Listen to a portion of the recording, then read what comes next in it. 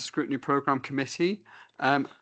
Just going to do apologies for absence first. We've had apologies from Beth Allender and also from Councillor Adam Davis. Do we have any other apologies at all we need to note at this stage? No? Okay, thank you. I'm going to ask people in the room to introduce themselves so that those online know who's here. So I'm going to start with myself and I'm going to move to my left. So I'm Councillor Peter Black. I'm the chair of the committee.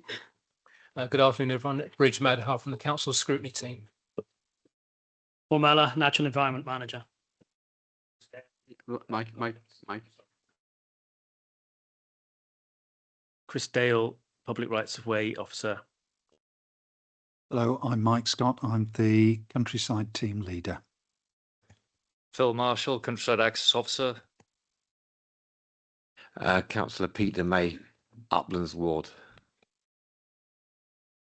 Jeremy Davis, Group Leader for Parks and Cleansing. Councillor Cyril Anderson, Cabinet Member for Waste Parks. Evening, Mark Wade, Director of Police. Councillor Wendy Lewis, Wanalo Ward. Good afternoon, Samantha Jenkins, Democratic Services Officer. Hello, I'm Adrian Jeremiah from the Authorities Legal Department. Lovely, thank you very much. Right, item 2 is disclosures of personal and prejudicial interest. Do we have any declarations to make at all? Andrew? Got your yeah, thank you, Chair. I have a personal interest in the fact that a public right of way actually across my farm, so it's actually in the background here, to be honest. So. Okay, thank you very much. Anybody else? No? Okay, thank you. In that case, item 3, prohibition of whip votes and declaration of party whips. Anybody got anything to confess? No? Okay, in that case, move on to minutes of the last meeting, which is the 17th of September. To approve as a correct record. So if I can just find it online. So we go through them page 1, page 2, page 3, page 4, page 5, and page 6. Are we content those minutes are accurate? I'm going to take silence as consent. Thank you very much indeed. In that case, we now move on to public question time. We have had no public questions at all, so that's a quick item. And then move on to item 6, which is the follow-up scrutiny working group on public rights of way. Councillor Andrew Stevens is here, the Cabinet Member for Environment and Infrastructure, along with Paul Mellor, Natural Environment Manager, Mike Scott, Countryside Team Leader, Chris Dale, the Countryside Principal Officer, Phil Marshall, yes, Countryside Access Officer. Is Caroline Gregg here? Online. Excellent. Okay. Andrew, do you want to introduce this item? Yeah, thanks, Chair. Yeah, I won't go into too much detail in the report, as I'm sure members have all read the report, but it provides a comprehensive update following our meeting last year. The report outlines progress made in response to the recommendations, particularly focusing on challenges like monitoring footfall, budget constraints, and the recent restructuring of the Countryside team. So without that further ado, Chair, I want to just put on record my thanks to Paul and Mike for pulling together a report, and actually our whole Countryside team for the work they do on a daily basis right across the county, and in particular a number of our rural areas, Chair. So okay. I'm happy to pass over to one of the team. Thank you, Andrew. Does anybody want to make a few comments? We have read the report, so anybody? No? Paul, thank you, Chair. I mean, Councillor Stevens has already outlined what the basis of the report. There's obviously a number of questions that members have, and rather than perhaps taking you all the way through the report, maybe you'd like to take perhaps item at a time. Yeah, we'll discuss in more detail. We'll do that. Thank you, Paul. So thank you very much for a very comprehensive report. First of all, you've mostly covered most of our questions, but obviously we have some follow-ups past that. So I start off. I noticed on the information about public right-of-way footfall usage, the figures are a bit variable because you haven't really got the means to monitor them effectively. I'm just wondering, are there any plans to do this in a more comprehensive and systematic way in the future? Thank you, Chair. Not at present. There are a number of issues with monitoring footfall on paths. We used to have, many years ago, a fairly small number of counters on paths. The data from them is not always very consistent. They do have a habit of failing. There are a number of different designs, but they all produce data which then has to be corrected, either because there are gaps in the recording, or one of the main issues is actually correcting the data, that you get a number of counts, but that may or may not equal the number of people passing. And the advice that the manufacturers give is that you put your counter in, and then you employ a student to go and sit and do a manual count, and you then correct the count using a correction coefficient. It's actually really difficult to actually maintain that. Our preferred option is to work with the tourism section and see if we can get questions put into their survey data, because we feel that gives us better counts. On some paths, it may be possible to put counters in, but again, they're tricky to maintain, they're fairly expensive, and the data is a bit iffy, if we're honest. Yeah, Paul, sorry. Yes, perhaps just to add to that for members' benefit, the grants that we get and are linked not to the numbers that are on the path, but to the population of the city, county, and the length of the network. So there's no obvious benefit in sort of maintaining this on or monitoring this on an ongoing basis. Yeah, I was going to ask that because obviously we're interested in members in establishing how well used these paths are, but is there any practical reason why you need that information? Honestly, probably not. No. It doesn't feed back. It might be interesting for yourselves to see whether our figures have gone up and down, but other than that, it doesn't have any practical use. Yeah. So Chris, add to that, yeah. We did take the data from the counters for about 10 years. And one of the reasons why we stopped doing that was because of falling numbers of staff, because it's quite time consuming to go out and collect the data, because some of them are quite remote. But also because the numbers stayed relatively the same year after year. So we weren't really demonstrating a great deal once we'd collected enough data. Okay, but you've got an idea which are the most popular paths, presumably, because they're the ones you have to maintain, at least because they get footfall. Yeah, okay. Lyndon, you've got a question on the Countryside Action Plan. Right, fine, thanks, Peter. Could you, before I say that, could I say I've worked with all the team in the Countryside Access team, the four people there, and they do a fantastic job, and thanks for your help and support, because I represent one of those rural wards that Andrew mentioned earlier. Could I ask what progress has been made in developing the 10-year Countryside Access Plan?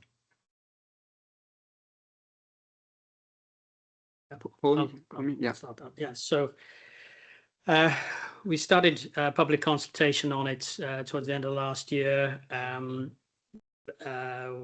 The initial consultation period was extended at the request of Natural Resources Wales. It ran till end of April.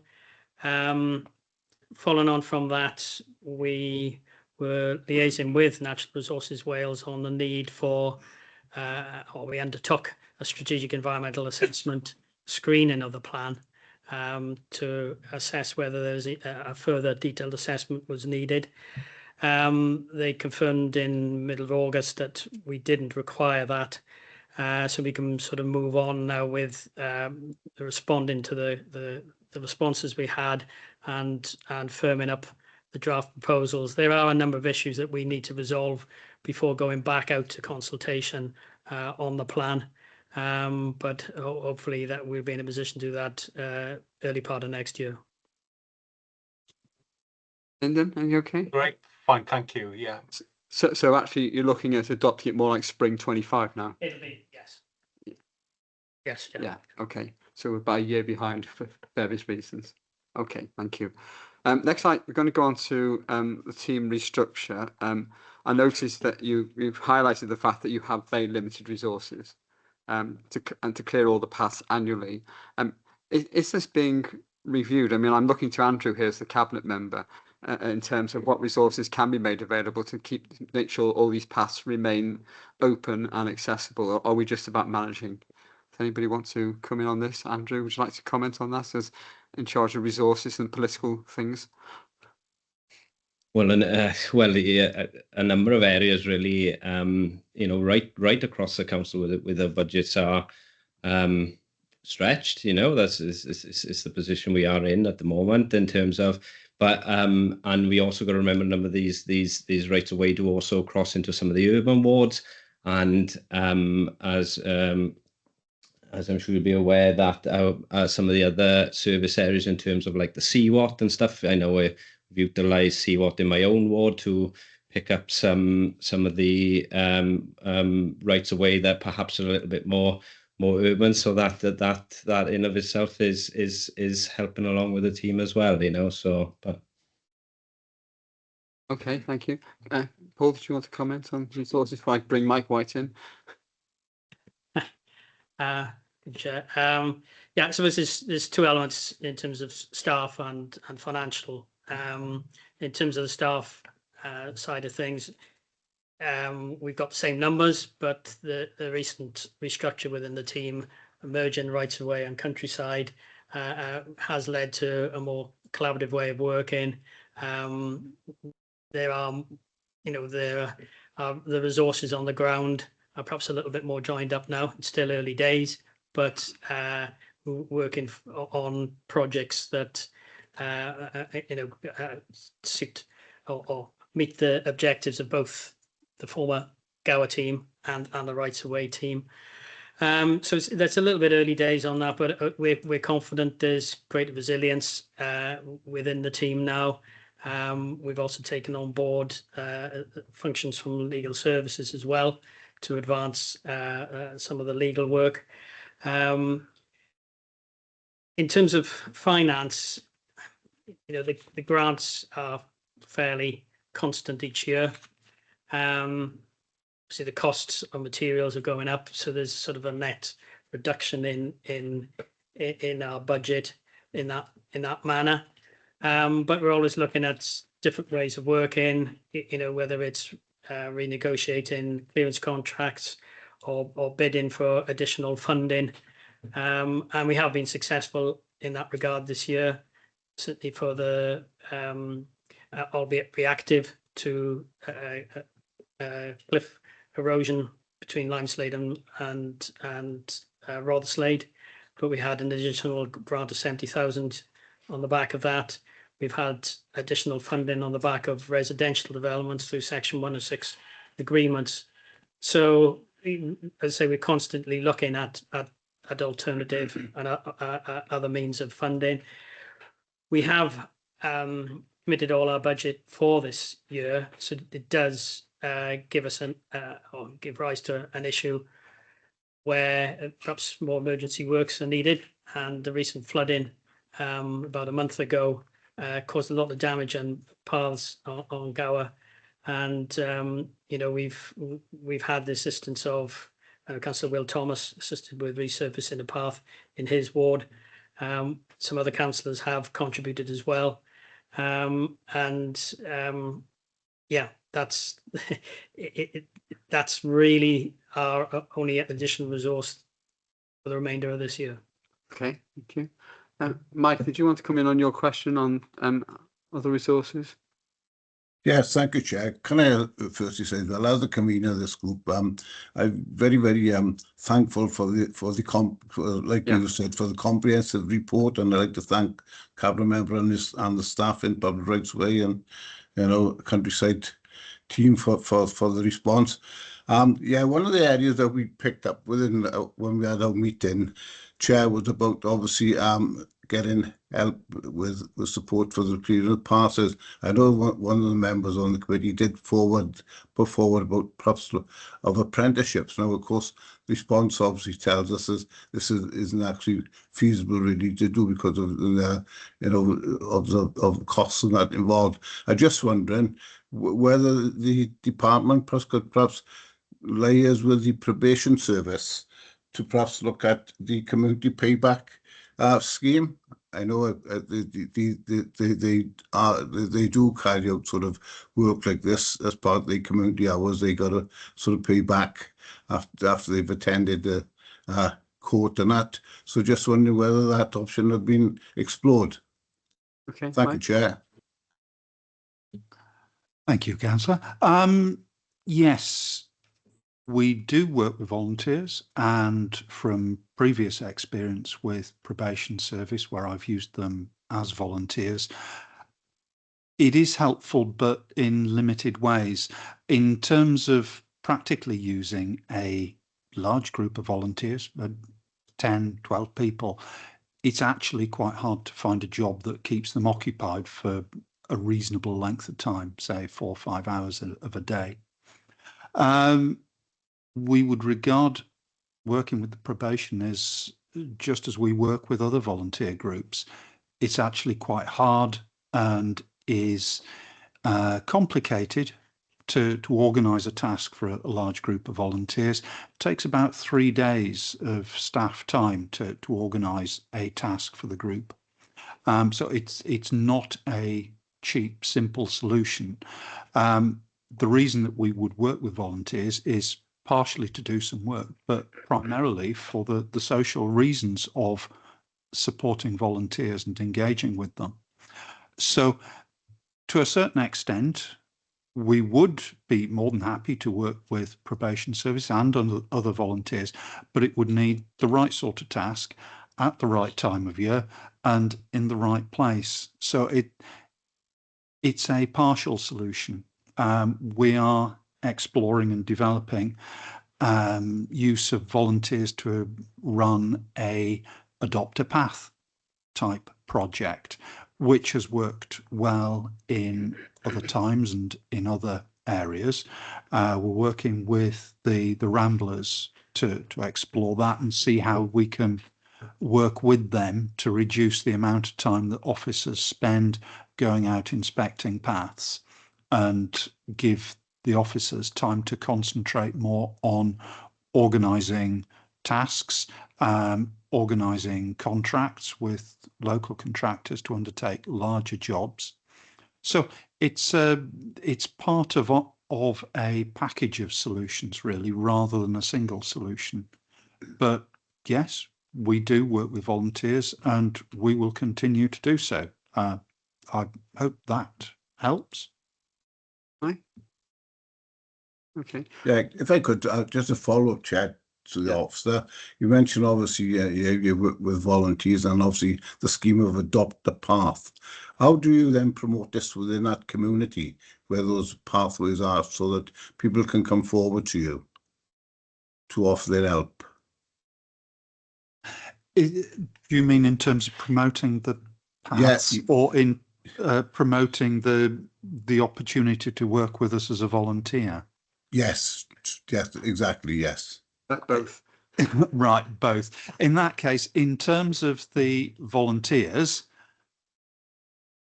I would be wary of promoting a scheme too widely simply because we have such limited capacity. We currently work, I think it's 1 day a month with Ramblers. That takes all our time. If we were offering more groups, I would be suggesting that we might need a volunteers coordinator or a similar extra post to come and organise the volunteers to come and do the work. And we currently don't have those resources.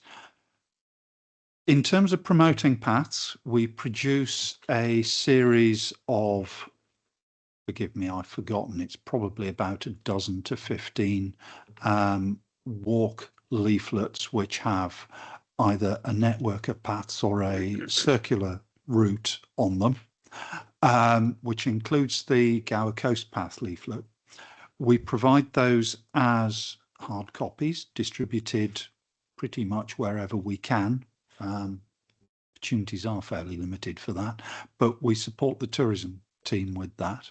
We also have the routes, the leaflets, available for download on the council website and also the tourism website.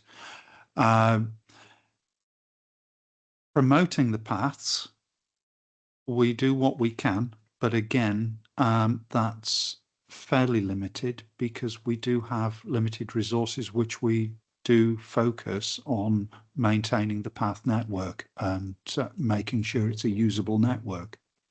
So again, we do try promotion. We do what we can. We work closely with others. We provided the tourism section with a number of routes that they're going to use for a seasonal promotion shortly. We've previously done work with other groups to promote those as well, working with the organisers of the Gower Walking Festival, for example. So I hope that answers your questions. Okay, thank you, Chair. Okay, thank you. Do you have any collaborative work with the National Trust?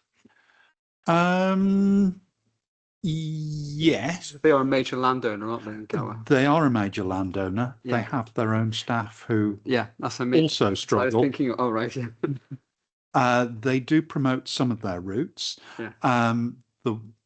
Where they promote, they heavily brand, and that features in all their branding work. They are a charity, so that's understandable. But yes, we do work with them.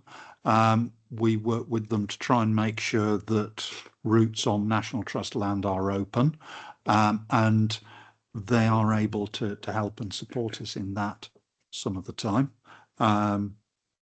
So yes, we make use of the opportunities that we can. Okay, thank you. Right, Lyndon, on marketing. Yeah, thanks, Chair. I think Mike answered a lot of that question already, because obviously with our public rights of way, they're really important tourist routes, and it's important that we actually get them promoted. I'd like to thank Chris, because I've actually produced, and if you can see it there, a map of all the footpaths in my particular ward, which I've delivered door to door, or is in the process of being delivered door to door. But it's also, I did one a few years ago, so this is an update, and it's gone into the pubs and the local hotel. So, you know, for tourism and tourists to use. But you know what, I think, as I say, Mike did answer my question in his previous answer. Okay. Thank you, Lyndon. Okay, Mike, then going back to the Welsh Government's lobbying. Mike White. Obviously, we respect Hang everybody. on. Sorry, Chris. Sorry, do you want you want to comment on that? Yeah. First we come back to that. Sorry, I just thought he was making a statement as opposed to asking you a question, but carry on. We Welsh Government did it for us because they organised a meeting with all the local authorities a while back to discuss the issue of legislative change, and trying, I think, mainly try and keep us up to speed with England for the changes that are going to be occurring or have occurred there. We haven't heard anything since. I know. I noticed it was February 24. When you had the meeting, and it is just a it's secondary legislation as opposed to an act of Parliament. So it shouldn't really be taking that long, should it? No, I mean, no. My memory isn't what it was, but I'm pretty sure that the meeting I had was more recent than that. Okay. I think it was in the spring, with Welsh Government officials that deal with that public access, and it was primary legislation they were discussing. Oh, okay. It just what it says in the report here. It talks about secondary in the report. Yeah, I mean, some of that is an issue as well. Yeah. But the main thrust of our discussion was about primary legislation and trying to keep up with, well, or possibly even just copy the legislation that's gone on in England. Okay. Andrew, can we ask you to chase up with the WLGA where this legislation is with the Welsh Government? Yes, I'd be happy to do that, Chair. I'm on the WLGA Rural Forum as well, and so when the opportunity arises, I'll take that up then. That's fine. Okay, lovely, thanks. Right, I noticed there's in the report we're talking about. You've already referred to the work between the public right-of-way team and the countryside team as well, and much better consultation and collaboration with the active travel people. Are we proposing to make that even closer with collaboration with active travel, or are we just sort of hoping they'll just stay on their own paths? Yeah, Mike, Chris. Basically, we have had quite a lot of dealings with the active travel team. For example, I've been working with Dave Hughes. Mike alluded to the Coast Path project earlier, which I'm working on. And I've been working with Dave on the CDM regs on that, and he's been helping me out with that. I was on a call with Dave earlier when he was asking about whether there was any public rights of way near Annisforgan roundabout where they're looking to do an active travel route, and they're in negotiations with the Static Caravan site there. And it was just a basic call, but it's something that we've got going a lot better now. So we're working a lot closer in that respect, and we know a lot of their officers and vice versa. So you build up relationships. I've also spoken to Matt Bowyer and since then Stephen, my glasses on, Williams, who's new in the active travel team, because we were discussing possibilities of having active travel routes in rural areas. Yeah.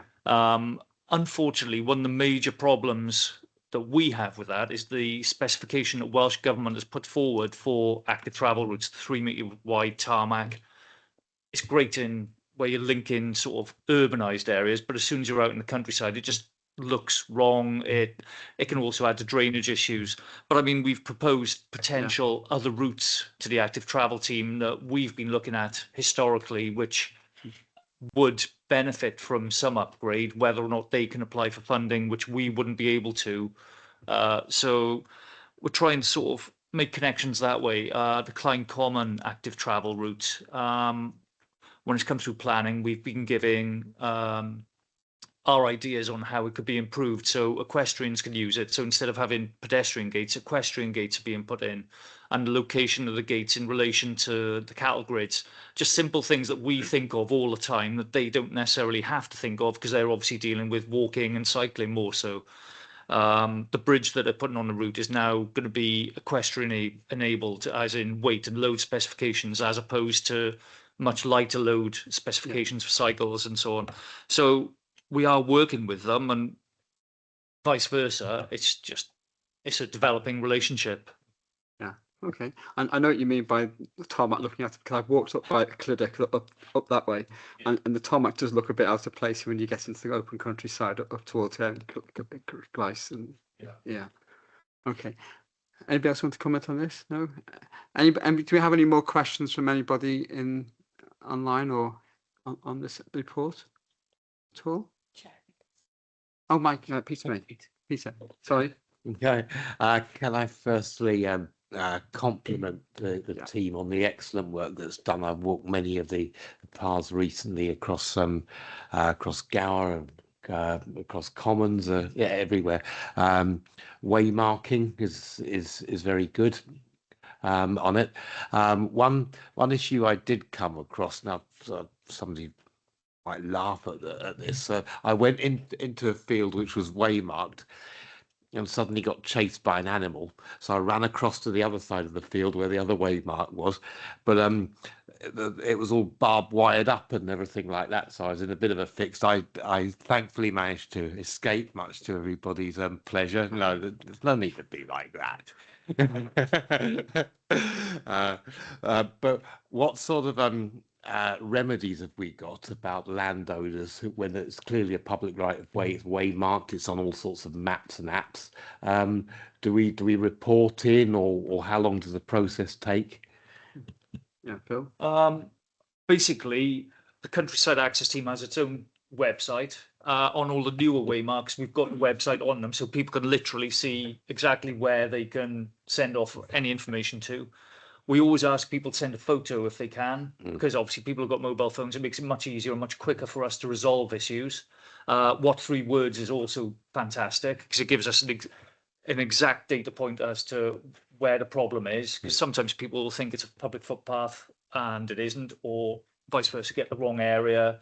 So it makes it much easier for people to report. It makes it much quicker for us to resolve issues, especially things like trees that are down across paths. It's so much easier for us and quicker for us if we can see the size, diameter of the tree. We don't have to take out one of the massive chainsaws. We can just walk with a smaller chainsaw. It just speeds everything up for us. So we do ask people to do that. And anytime anyone complains, it makes our job much easier. I know it sounds like sick of getting complaints, but it serves our purpose and helps us to keep the network open and improve it as we go. And with regards to rights of way to close barbed wire and so on, we can go out and sort that relatively quickly. Yep.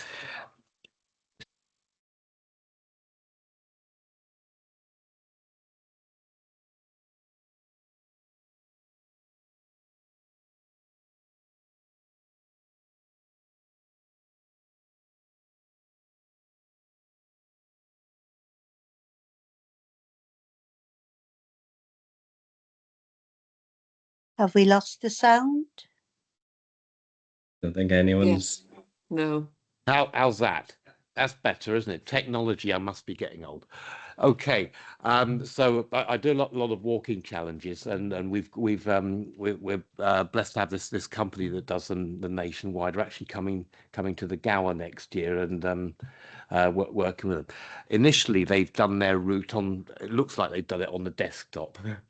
So I went out and walked it and found a few pitfalls.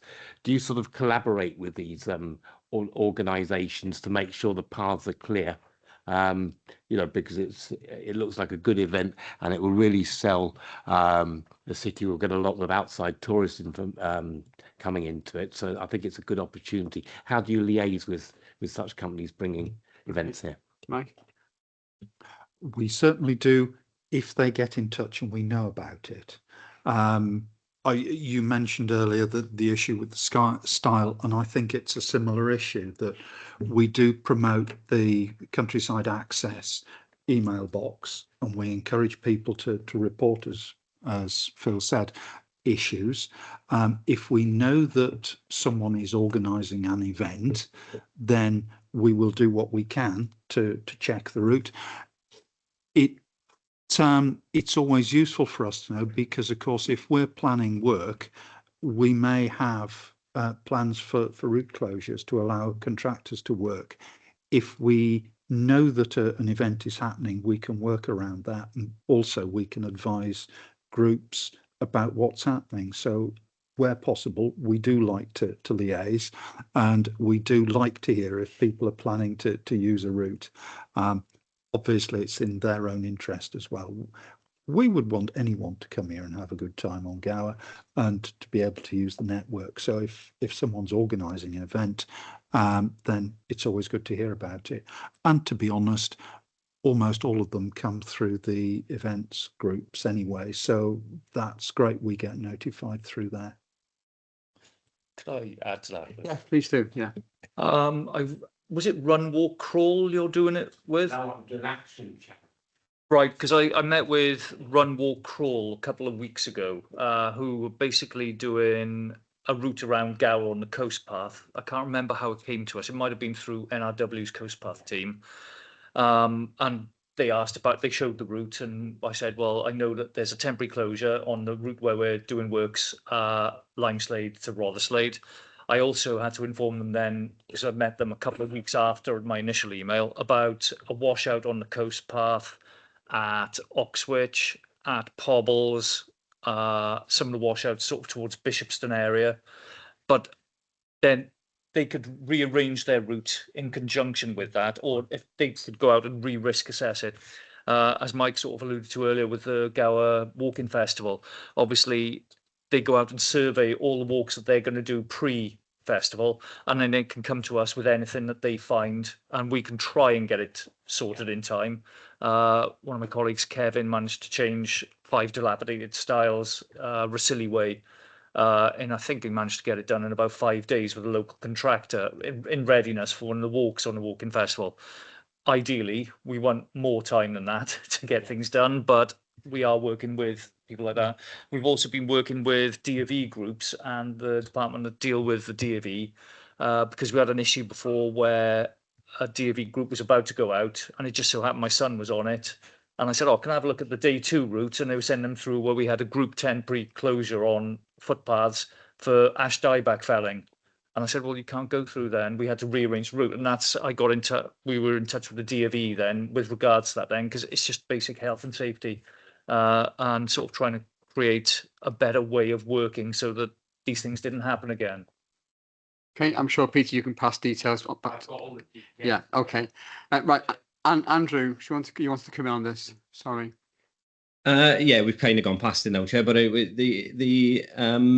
was just going to say, in terms of barbed wire, if Peter's seen barbed wire blocking off any rights of way, no responsible landowner, certainly no responsible farmer should be barbed wire in any kind of access route shut there anyway. So I would certainly want to hear about that, as I'm sure the team would as well.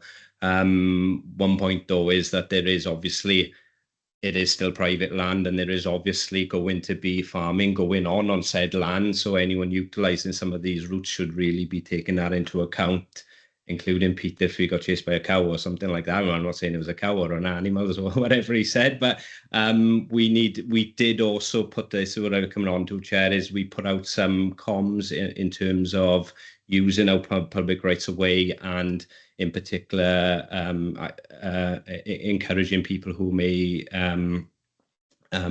take dogs across farmland and what have you to keep them on a lead, ensure all the respective countryside code is followed when you're in the countryside. So we try to do all we can in terms of that to try and get the message out, because there's nothing better than I like to see people using our rights of way, but they've got to be responsible while doing it as well, Chair. So.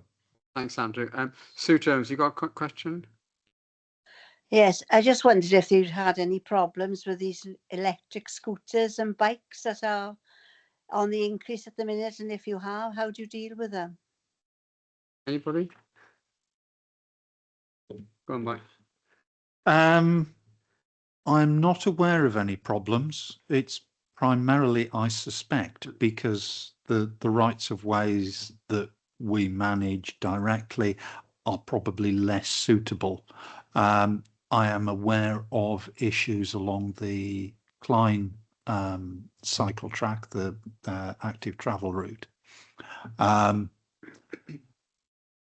It is a tricky one. It is a recurrent problem in places. It's really similar to issues with scrambler bikes and things like that, and it is unfortunately an issue that we would need the police to deal with. We do not have powers to stop and ask for identification or to take bikes or anything like that. It's an issue for the police. We don't have the resources, the ability. I also know, to be fair, that the police struggle with it as an issue as well. Okay. Yeah, Francesca, you want to come in on this? Thank you, Chair. It's slightly going back to the sort of the co-working with the active travel scheme. Having been sort of a D&V assessor for 15, 16 years and been brought up in Gow, I know Gow like the back of my hand, and I know how well used those paths are, and the team do a fantastic job considering the limited budget they do have.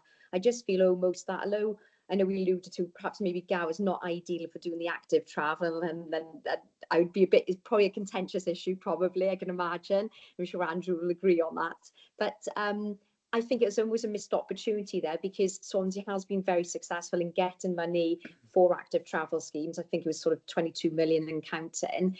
It's almost a shame that we can't almost lobby that Welsh Government to say, although we may not be able to do sort of a designated active travel scheme, but it's a shame that some of that money can't be allocated to rural areas like Gower and just improve those walking routes, because given how tight your budget is, I'm sure you'd be there with your cap in hand to relieve some of them of their active travel money. I just think it's a shame that it's so set in stone and that we can't utilise that to help your department a little bit more, because like I say, I know you know, we're out there walking year upon year and how popular it is. I just think it's a missed opportunity, and it's a shame that we can't link up with sort of the active travel in that respect. So more of an observation, Chair, more than a question.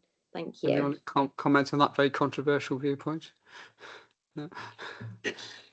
Go on, Mark. Right, I seem to be getting the short stick for this one. You don't have to comment if you don't want to. No, I think I would share the comment. Yes, it would be nice to have more money for improving path conditions, but I fully understand that Welsh Government also have their priorities, and if they wish to provide additional funding for active travel routes, and they put the conditions on, specifying, for example, 3 metres of tarmac, that does rather suggest that's where they want their money to go, rather than improving the rural bridleway network, for example. Yeah, no, I quite share your views. Okay, can we leave it at that, or? Myself and colleagues went to an event run by Ramblers Cymru in the Senedd, or next to the Senedd, about 18 months ago, a year ago, which was about trying to lever, for want of a better word, some of the active travel funding towards public rights of way. And there were some members of the Senedd there, and I raised the question about changing, or at least allowing difference in the specification to allow some money to come towards rights of way, because there's so many rights of way. As you said, you've got routes that link campsites to beaches, link different villages to each other, where something simple like a bit of drainage and some rolled stone, as opposed to blacktop and 3 meters wide, could do wonders. And unfortunately, we've heard nothing since. So yeah, it's been raised. Ramblers Cymru are on it, but as such, nothing is yet. Okay, I think that's now in the political sphere, so we shall see how that moves on. Okay, thank you very much, everybody. I think that's very helpful and very comprehensive discussion. So thank you very much for coming along and responding to the questions. Thank you. Okay, I'm going to move on to the next item now, which is the scrutiny of Cabinet Portfolio Responsibility Street Scene Improvement Cleansing Operations. We have Councillor Cyril Anderson, who's the Cabinet Member for Community Services, Jeremy Davis, who's the Group Leader for Parks and Cleansing, and Mark Wade, who of course is the Director of Place. So welcome to the meeting. Cyril or Jeremy, do you want to introduce this, Cyril? Okay. Yeah, thank you, Chair. First of all, can I thank the committee for the patience? I know this is supposed to come up in front of you last month, Chair, but because of problems, we asked for Bridge to put it through. Secondly, I'd like to thank Jeremy for putting this report together. This document in front of you outlines the responsibilities and the operations related to managing litter, waste and environmental cleanliness in public areas in the city of Swansea. Responsibilities for litter and waste removal. The cleansing service is responsible for moving litter, detritus and fly-tipped waste from public areas, including highways, green spaces and council-owned beaches. This covers around 1,100 kilometres of carriageways and 1,500 kilometres of footpaths. Housing and education departments manage the cleanliness of land they own, example, schools and housing estates. Private landowners are responsible for litter and waste on their own properties. Legislative framework, several statutory instruments. I think so. We've got the report in front of us, so I don't think you need to read it out to us. So that's okay. Yeah, if that's okay. Okay, if you've we've all read the report, so thank you for that. And great, Jeremy, did you want to add anything at all, or we'll just go straight to questions, shall we? Okay. Yeah, that's fine. Thank you. Yeah, Chris Holly unfortunately has had to go to another event, so could be started a bit later. So I'll ask his question. He was interested in staffing levels within the cleansing service, what the current complement is, the number of vacancies, the extent to which you use agency workers, and he's particularly interested in the use of mechanical vehicles and what type of machines we have and whether we are expanding that particular level of operation. So maybe you can help with that, Jeremy. Thank you, Chair. Yeah, the current complement that we have within cleansing operations, I think what I'll do is I just set out that since the service went through a restructure and a reorganisation in 2020, we separated into 2 discrete units, one of which was cleansing operations, which focuses on the day-to-day delivery of the statutory responsibilities around keeping the public realm clean as far as reasonably possible, and also a strategy unit, which then identifies some of the smaller discrete units, which includes areas such as our fly tipping, graffiti and project teams. So as far as general cleansing operations are concerned, we have 69 operatives, 9 of which are mechanical brush sweepers, drivers.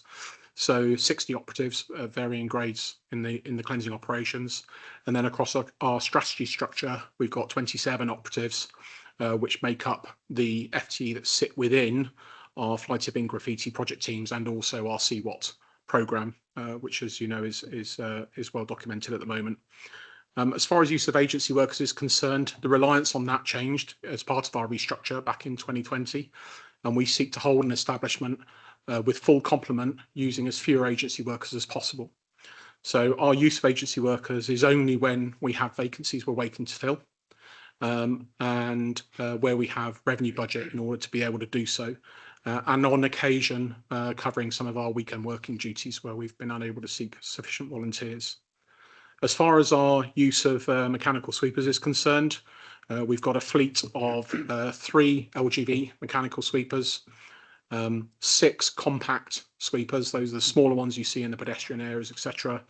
And that's complemented by 2 additional sweepers that we got through grant funding, which we're trialling. They're electrical ones, to look at the effectiveness of those. And as of the smaller compact ones that we have, a couple of those have the opportunity for us to put different attachments on them so they can wet sweep as well as carry out weed ripping, etc. as well. So we're constantly looking to continually improve the service. When we look for replacement of equipment, we don't look for like. And the team recently went to a seminar to look at what is available on the market now with new technologies available for us to be able to use from a mechanical perspective. They do, however, come with their limitations as well. And on occasion, there's nothing better than actually getting someone in there with a spade and a brush and doing the work. Hopefully that answers those questions for you. Okay, thank you for that. Mike White, you want to talk about litter in the city centre?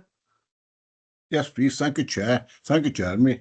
Yeah, obviously, just wondering if you can inform us about the sort of vulnerable letters which the cleansing service sort of deals with. Yeah, I know obviously they come out every week, usually following the bin collection service, but also we have a very, very thriving nighttime economy in the city centre, Swansea. And if anybody had to sort of be in the city centre, say 5, 6 o'clock in the morning, especially on the weekend, you can see the extent of the issues, of the problems, that the amount of litter that is there within the city centre. Are you able to give any sort of give us some idea, perhaps what sort of tonnage of that is perhaps collected when the teams have got to go in, to get the city centre cleaned up, and also what cost is that to the cleansing department? And also when the guys and girls are obviously cleaning up the areas, how is the sort of litter and the recycling sort of collected? Is it sort of the teams got facilities they can sort of sort as they going around clearing the litter? Thanks, Jeremy. Okay, a few questions through there, Jeremy. Yeah, that's okay. I think I've got them all. Please correct me if I've missed one of them. I'll start with the tonnages. Being able to identify specific areas as far as the total volume within them that then attributes to the total would be very challenging for us to be able to do, because the teams go in and will conduct in that area, but will then also go to other areas before they go and tip off. It would be no surprise that obviously the higher footfall areas are going to attribute to the higher percentage in relation to the tonnages that we have. As far as individual figures are concerned, we could certainly look to maybe bring some information together and put it back to you in writing. But as I say, it would be quite challenging for us to interrogate that. It would be done on an individual vehicle basis, on weighbridge tickets, etc., when they go across the bridge at the Bailey plant. But I'm quite happy for us to have a look and see whether we could put some figures together for you. As far as the recycling effort is concerned, for some years now, we have strongly encouraged and now directed what we call recycling on the go. And that's where our operatives carry out recycling as they're dealing with litter. And they carry 2 bags. You should see that when you see our operatives out. One is for collecting cans, glass and plastics, which are then separated at a baling plant and go towards our recycling figures. There's a benefit not only from an environmental perspective, but also to us as a service, because therefore we don't have to pay for that disposal, because it, as I say, attributes to the recycling levels. There is a substantial amount of recycling on the go that takes place, and again, happy to provide figures in writing if it will assist. So when we bring on new operatives into the service, we train them in this way. We also monitor it from a vehicle perspective as well. We also have assistance from our waste colleagues. If they have vehicles arriving that do not have any recyclables on them, they notify us. And therefore there is a partnership taking place between waste and cleansing in relation to this. So we're confident that from a overall separation point of view, we're doing as far as we can and as reasonably practicable with the resources that we have from a recycling perspective. Okay, thank you. Before I go back to Mike, can I ask all the councillors who are online to keep their cameras on, please, so that this obviously looks very silly when people view this online and see the cameras are switched off. Thank you. Mike, you got any follow-up on that, or do you want to move on to this? Was it Jeremy plus any sort of idea of the sort of cost would be to the cleansing department? Because it's a massive exercise that you've got to carry out day to day. This is a very, very high profile frontline service, you know, which the public see every day. Yeah, absolutely. Waste disposal is one of the highest revenue burdens on the service. We have to pay for our disposal the same as any other organisation, and I'm quite happy to put those figures together and respond in writing. Okay, I'm going to move on to Seawatt. Can I just say this? We're all very impressed with the way this is working out, and it's doing a fantastic job for everybody in the wards. I think we just about got there in terms of communications both ways. But Mike, you had a question on Seawatt. Sorry, Chair, Yeah. I've had my hand up for a question about the litter. Oh, you want to come back on Mary? So I didn't say. You want to come back on the previous question? Okay. Yes, please, if you don't mind. Okay, and then we'll go to Mike on Seawatt. Yeah, no, this is about the litter and go on. the bins. And I noticed in the report it says about the multi-service bins. And in Dundon and Clay, we've had most of our bins replaced, whereas we had bins that you separated the waste out. Now it's just one bin for everything. And I'm wondering, how can they manage now, the operatives, to sort the waste out when it's already probably contaminated? Now, businesses since April have had to sort all their waste. With our public bins, we seem to be going the other way. I realise people used to put rubbish in any sort of part of it if the other one was full, but really it's not giving a very good example to the public that our ordinary waste bins out in the street are just, they take the dog waste as well as the litter. Yeah, I know if you go to different cities, they do have bins which separate out. Yeah, Jeremy? Yeah, so we still operate a recycling separation for litter bins in high footfall and high profile areas such as city centre, and also we put out additional receptacles in places like the prom and the beaches in the summer. As far as the litter bin replacement programme, that's part of a wider strategy. All of the bins that we are seeking to replace are life expired at the moment, and the majority of those, a very high percentage of those, were not designed to receive recyclables in the first place. The fact that they now take dog waste doesn't change the separation that occurs when they get returned to the baling plant. What we have found where we have placed bins to offer recyclables, particularly in outlying areas, is they then get contaminated, as the councillor explained, and therefore that waste then cannot be separated and does go forward as black bag waste. We've trialled this on numerous occasions to put out separated bins for recyclables in multiple areas, and the contamination that occurs within those means that it defeats the object. Okay, Mary? Not really, sorry, not really, because now you're putting everything in one bin, so surely it is going to get contaminated. But I understand it's not working when you're separating them, but surely you don't get very much collectible from the single bins. I mean, our bins look very nice. Thank you very much. But it's the message mainly, I think, because they put everything in one bin in the street, and yet at home and in businesses you've got to separate it all out. I think we're giving out mixed messages. And okay, it's educating the public, isn't it, more than anything else? If I can just respond to that. Yeah, of course. The litter bin replacement program that's occurring at the moment, particularly within the outer wards, is replacing bins like for like. There weren't recyclable bins in those locations originally. So the actual purpose of those is not altering in the large scale. What I was attempting to point out is that actually where the recycling does occur is on the go with the operatives when they're actually carrying out their litter picking functions and attending those bins. If they have an opportunity to identify recyclables, then they do so. So with the resources available, I think we're achieving a good balance. And they've always been able to put dog mess into the bins. Absolutely, there's no change in that at all. In Yeah. actual fact, the issue we had over dog waste bins was the fact that quite often we'd visit them and they would be empty because people didn't want to lift the lids on them. And then what would happen is the bags would either be put on them or left around them.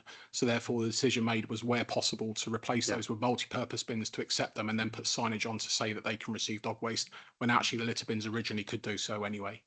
Okay, I'm going to move on to see. Sorry, can I just say you did the one outside the co-op in Calais was a multi-purpose bin, and they aren't anymore. So we haven't had like from like, but I accept the answer. Thank you. And I have to leave. Sorry, I've got another meeting. I think you need to take that up separately, Mary.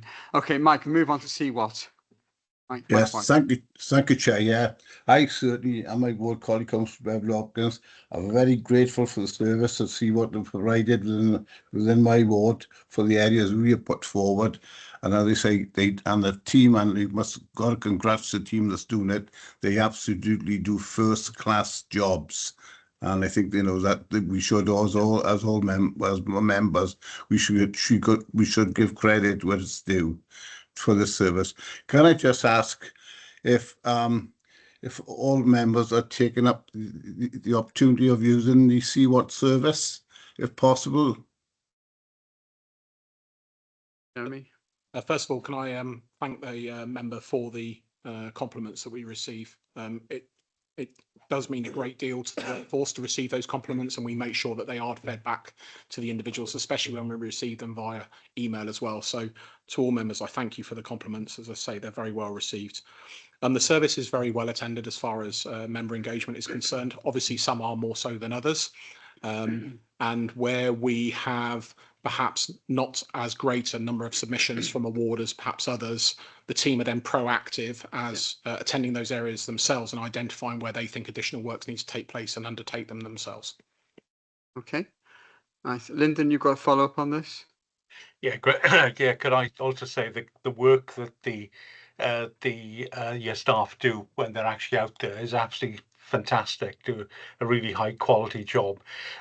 Is a log of all requests maintained so that if anybody wanted to, if a councillor wanted to check up on progress, etc., is that available? Yes, it is.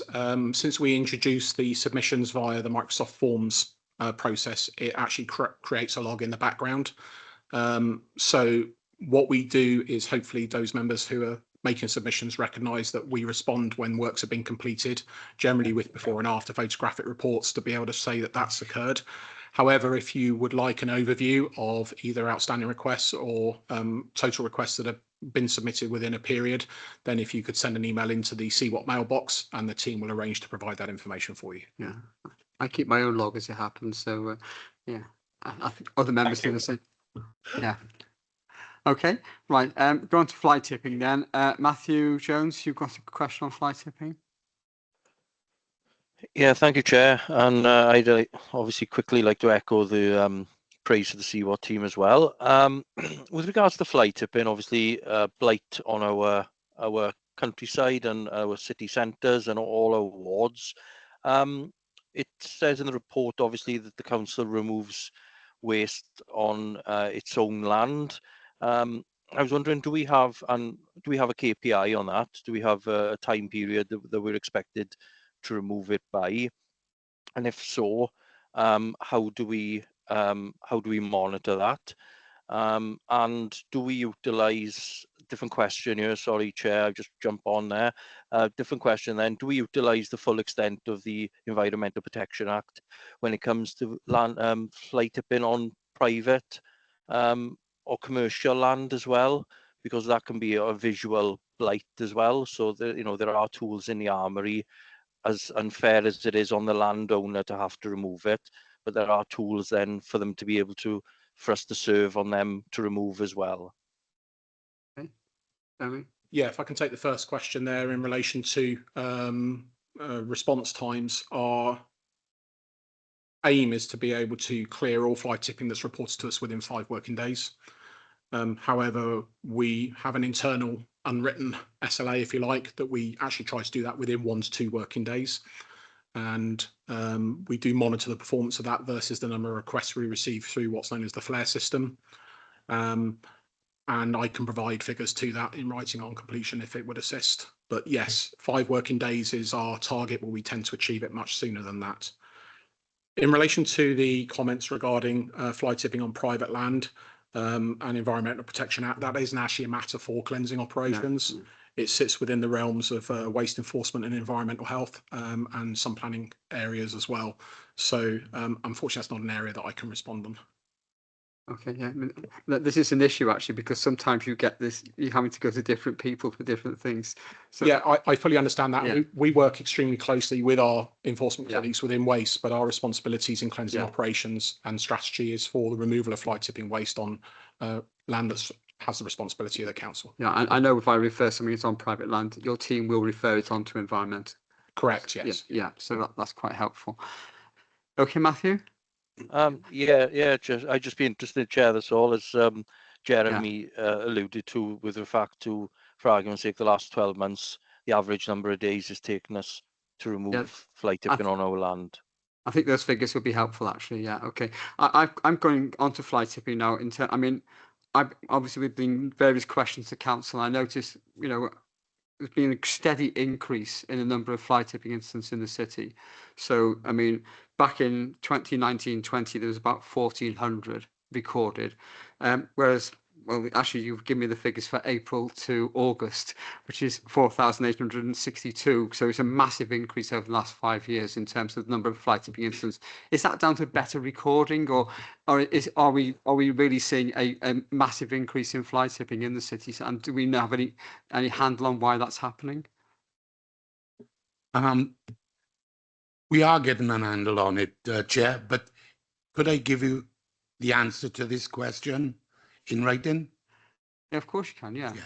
I mean, okay. I mean, I've got to follow up, obviously, because there's a 22% increase, as I understand it, from last year to the year before. How are we looking in terms of enforcement? Because there was 41 fixed penalty notices between April and August last year, and 3 prosecutions across all wards. So that's less than 1% of the total number of fly tipping incidents. Are we looking how other authorities are doing this, whether we can improve on those figures in terms of fixed penalties and enforcement notices? It does seem to me that we're basically providing a service, clearing up people's mess on the pavements. They just have to leave it out in the street, and they're getting away with it. Yeah, Mark. Yeah.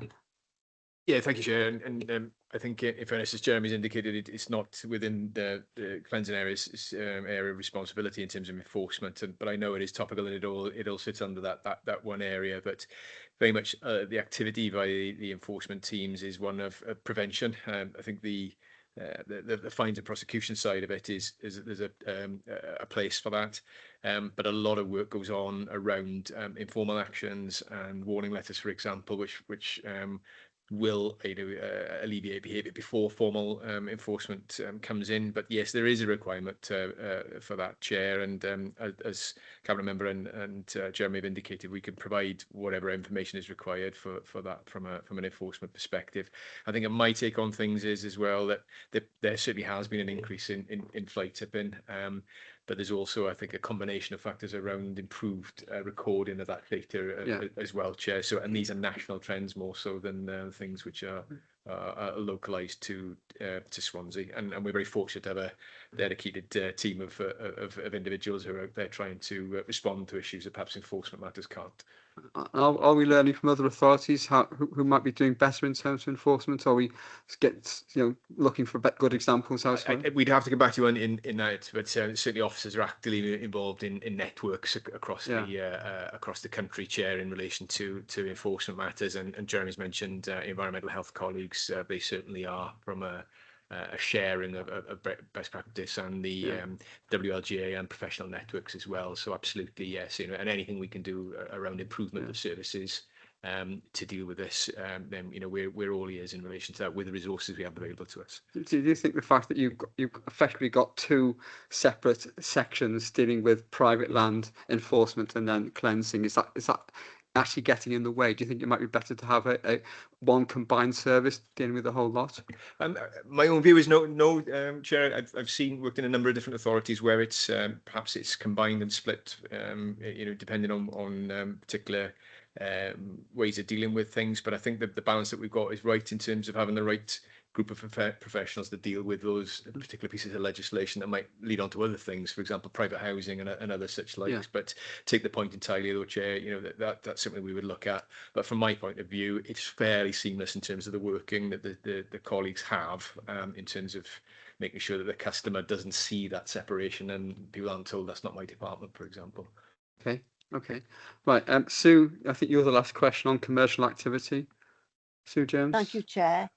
I'm just wondering, as an authority, do we have contracts with the private businesses which generates income for the authority?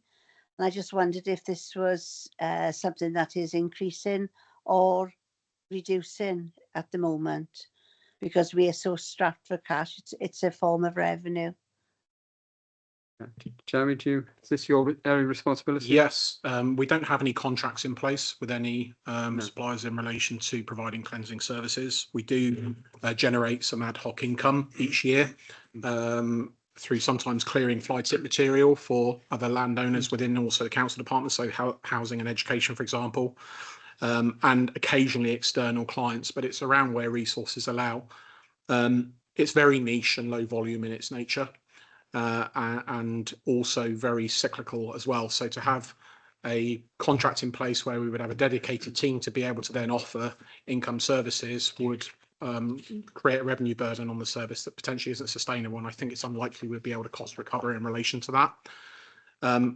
We also provide a private graffiti removal service as well. So where our graffiti team can carry out removals on private property. We do a fair amount of work for small, medium enterprise businesses, local businesses, particularly in the city centre, and also Network Rail put a fair amount of work our way as well around graffiti removal. Okay, Sue? Yes, so we don't collect any rubbish from private.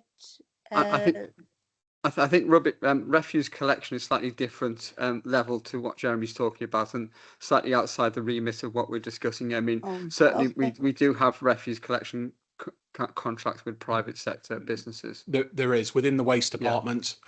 Having recently worked alongside the colleagues in that area, they have a substantial amount of commercial contracts in place, which is to assist mitigating the new change in Welsh Government legislation around commercial waste disposal and separation. So there is a team in that area that bring an income via contract basis in that area.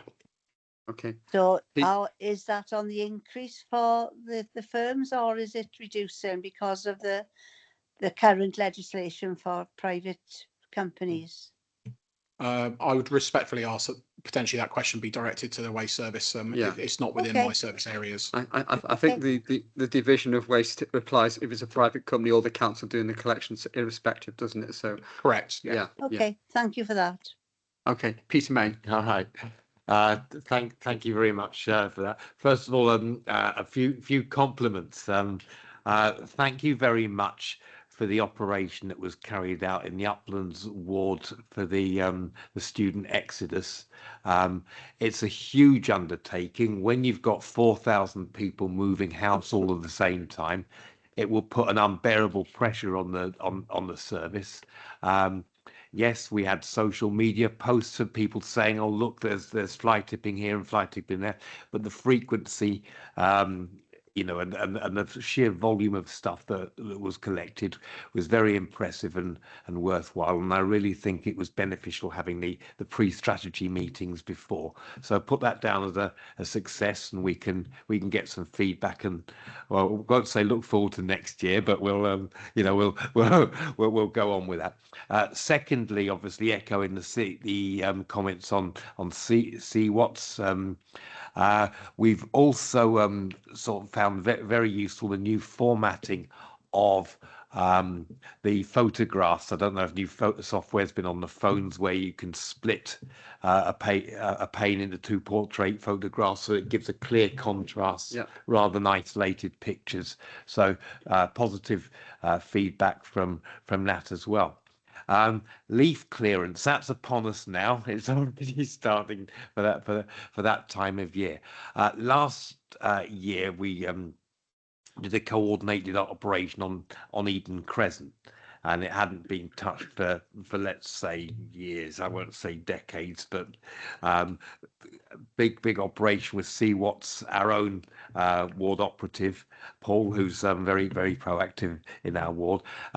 In total, I think the tonnage taken out of Eden Crescent of composted matter, which had been there for decades, had been about 16 tons over a 3-day period. The question I'm asking is this accumulation comes because you've got a mechanical brush, and then it will give it, as soon as it sees a car, it will give it a very wide berth. What we did over the 3 days was waited for gaps in the cars, shoveled between the gaps, you know, and really stuck at it. Leaf fall, when it composts, produces lots of long-term problems. You get all the muck and everything as it degrades. Would the department consider either say a road closure in the same way to for temporary ones, if you did a sort of rota program where you could really get in there, say with a mechanical brush or with the shovels, not having to dodge cars, think of that as a strategy, because in other councils I've actually seen notices of parking suspension for a day when they're going to do some works. Now it appears that we only do road closures for road resurfacing. So would it be worth bearing in mind, that could be a bit of an investor save, because you could get more tonnage out. The second thing regarding sort of leaf fall and trees, do you liaise with the tree services department on their annual pollarding? Because well pollarded trees produce less leaves on the floor to clear up, and not as a long time period spent clearing them up. Now, is there any liaison to cut those back, and also sort of areas of severe overhang, which we've given anecdotal example in St James's Garden Crescent area. Your boys are constantly there at weekends, very good, because it's efficient working. But we've got overhanging branches which clip drainage trucks and refuge trucks, and they're really hanging over onto the road and quite low. Are there any sort of maintenance program to sort of lighten areas up and obviously reduce the amount of leaf fall you have to clear up in the first place? Thank you, Peter. Firstly, I'd like to thank the councillor for his compliments, particularly in relation to the collaborative work we do over dealing with the student exodus that takes place every year. An awful lot of work goes into preparation for that. It is a perennial matter that I don't think we'll ever have the golden bullet for, but we do our extreme best with what we have to deal with that area. And ultimately, landlords are becoming extremely savvy on how to get the most from the services that we offer on that basis. So I thank you for the compliments, and we will endeavour to have annual meetings in relation to that to ensure that we take on board new opportunities and ideas. So thank you.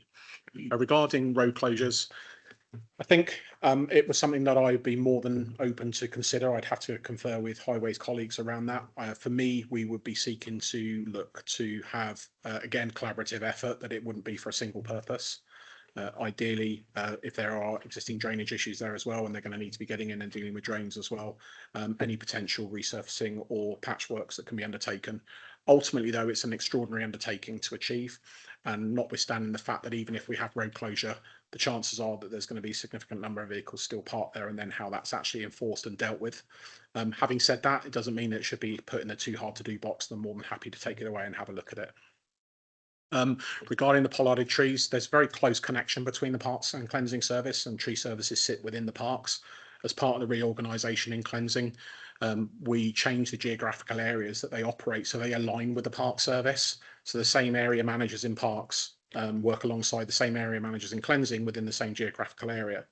And they also work alongside the tree services team. So when pollarding and extensive cut works are going to take place, there is a liaison with cleansing to assist. However, ultimately, the tree services team do their very best to remove what's available. And then as far as a rota, if you like, for what you described around looking at the canopies and their effect on the highways, that's in conjunction with the highways team as well. They have highways inspectors who will notify us. Obviously, we've got a limited number of tree surgeons, and we don't want them spending their time going out and dealing with looking at where there's potential overhang, and where it's identified that cut works need to take place, and they'll do so. We obviously, same as all of our other service areas, respond very, very much so to the eyes and ears of the members on the ground telling us that there is a problem in that area. It has to also be measured, though, against the fact that we want to be increasing our tree canopy where possible as part of our biodiversity aims. So there is a fine divide between the two areas, but yes, the teams do work in collaboration. Okay, thank you. There's no more questions. Can I thank you very much for coming? Oh, hang on, there's another question. Is that who's that? Councillor Keaton. Stevens. Oh, Councillor Andrew, you're going to come in. Sorry. Apologies, I didn't realise my camera was off, to be honest. No, I just wanted to come in and echo Jeremy comments from Highways perspective. Certainly myself, Councillor Anderson, have recently met with both Highways and cleansing in terms of how we can look at the leaf falling, and the clearing up around and the issues that arise from that going forward. So I'm certainly more than happy to have another look at it with the teams. Individual road closures just for specifically leaf fall would prove potentially problematic. As you know, leaves keep falling, and they keep falling quite over a period of time. But I just wanted to reference that there is collaborative works going on between cleansing and highways on this, and I'm certainly be happy to look at it a little bit further. That's all, Chair. Okay, thanks, don't think anyone else wants to come in, do they? No? Okay. Can I thank you very much for coming along and dealing with this issue? It's very helpful, and we will write to you in due course with any further follow-up questions. Appreciate the opportunity. Thank you, Chair. Thank you very much. Thank you. Okay, next